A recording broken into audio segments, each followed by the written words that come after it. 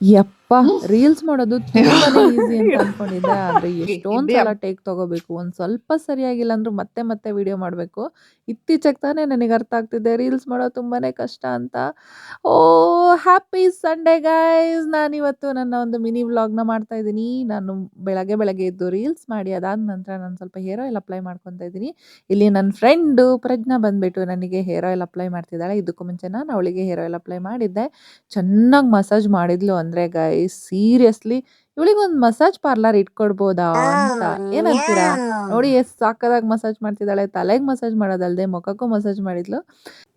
ತಲೆಗೆ ಎಣ್ಣೆ ಹಚ್ಕೊಂಡಾದ್ಮೇಲೆ ಸ್ವಲ್ಪ ಬ್ರೌನಿ ತಿನ್ನೋಣ ಅಂತ ಬ್ರೌನಿ ತಿಂತಾ ಇದ್ದೆ. ಅದಾದ ಮೇಲೆ ತಲೆಗೆ ಸ್ನಾನ ಮಾಡ್ಕೊಂಡು ಬಂದು ಫ್ರೆಶ್ ಅಪ್ ಆಗಿ ಸ್ವಲ್ಪ ರೂಮ್ ಕ್ಲೀನ್ ಮಾಡೋಕ್ಕಿತ್ತು ಗೈಸ್. ಬೆಡ್ಡೆಲ್ಲ ಎಷ್ಟು ಗಲೀಜಾಗಿತ್ತು ನೋಡಿ. ಸೊ ಎಲ್ಲ ಬಟ್ಟೆ ಎಲ್ಲ ಮಡಚಿ ಕ್ಲೀನ್ ಮಾಡಿ ನನ್ನ ಒಂದು ಸಂಡೇನ ಸಾರ್ಥಕ ಮಾಡ್ಕೊಂಡ್ಬಿಟ್ಟೆ. ಅದಾದಮೇಲೆ ಬಿಸಿನೀರು ಮಾಡಿ ಕುಡಿದೆ ಗೈಸ್. ಯಾಕಂದರೆ ಸ್ವೀಟ್ ತಿಂದಿದ್ದೆ ಅಲ್ವಾ, ಸೊ ಅದಕ್ಕೆ ಕಾಂಪನ್ಸೇಷನ್ ಮಾಡಿಕೊಂಡೆ. ಅದಾದಮೇಲೆ ತಲೆ ಕೂದಲು ಒಣಗ್ತು, ಒಂದು ಸ್ವಲ್ಪ ಕಟ್ ಮಾಡೋಣ ಅಂತ ಮಾಡಿಕೊಂಡೆ. ಯಾಕಂದರೆ ತುಂಬಾ ಹೇರ್ ಫಾಲ್ ಆಗ್ತಿತ್ತು ಗೈಸ್. ನೋಡಿ ಈ ಥರ ಹೋಗ್ತಾ ಇದ್ರೆ ಹೇರು ನನಗೆ ಡೌಟ್ ಆಗುತ್ತೆ ಏನಾದರೂ ಕಾಯಿಲೆ ಐತಾ ಅಂತ. ಸೊ ಫೈನಲಿ ರಾತ್ರಿ ಸ್ವಲ್ಪ ಮಲ್ಗಕ್ಕೆ ಮುಂಚೆ ಚೆನ್ನಾಗಿ ವಾಕ್ ಹೋಗಿ ಬಂದುಬಿಟ್ಟು ನಮ್ಮ ಡೇನ ಎಂಡ್ ಮಾಡಿದ್ವಿ. ಜಾಸ್ತಿ ಏನೂ ತೋರ್ಸೋಕ್ಕಾಗಿಲ್ಲ ಯಾಕಂದರೆ Sunday is my day. So finally ನಾನು ಮಲಗ್ತಾ ಇದ್ದೀನಿ ಅಟ್ 10:30. ಬಾಯ್ ಬಾಯ್.